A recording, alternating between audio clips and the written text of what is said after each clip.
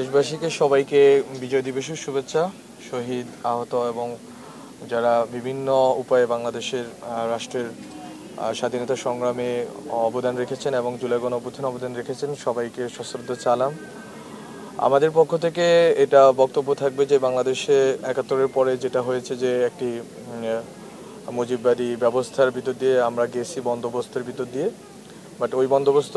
এবারের গণঅভ্যুত্থানের ভিতর দিয়ে বন্দোবস্ত নস্যাৎ হয়েছে।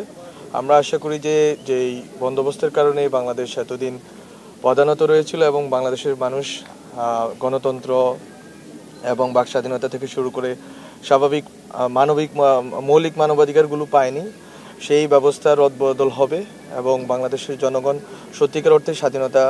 পাবে এবং এই স্বাধীনতা তারা রক্ষা করবে। এবং আমরা জনগণকে আহ্বান জানাই যে এবারের যে বিজয় অর্জিত হয়েছে ২,০০০-এর উপরে শহীদ এবং ৫০,০০০-এর কাছাকাছি আহতদের রক্তের বিনিময়ে এবং ত্যাগের বিনিময়ে এবং ৩০ লক্ষ শহীদ এবং অনেক মা বোনের সম্ভ্রমহানির বিনিময়ে আমরা যেই ৭১-এ যেই রাষ্ট্র পেয়েছিলাম, এই রাষ্ট্রকে পুনর্গঠনের সুযোগ আমরা যাতে কোনোভাবে অবহেলা না করি, আমরা যাতে এই ব্যাপারে খুবই দায়িত্বশীল আচরণ করি সব সংগঠন, রাজনৈতিক দল এবং মানুষ।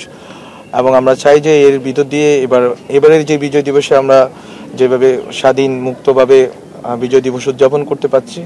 আমরা চাচ্ছি যে বাংলাদেশ এই স্বাধীনতা ধরে রাখুক এবং জনগণ আমাদের সাথে এবং সব দায়িত্বশীল মানুষের সাথে জনগণ একসাথে চলুক এবং বাংলাদেশ ঐক্যবদ্ধ হোক, ঐক্যবদ্ধভাবে বাংলাদেশ এগিয়ে যাক।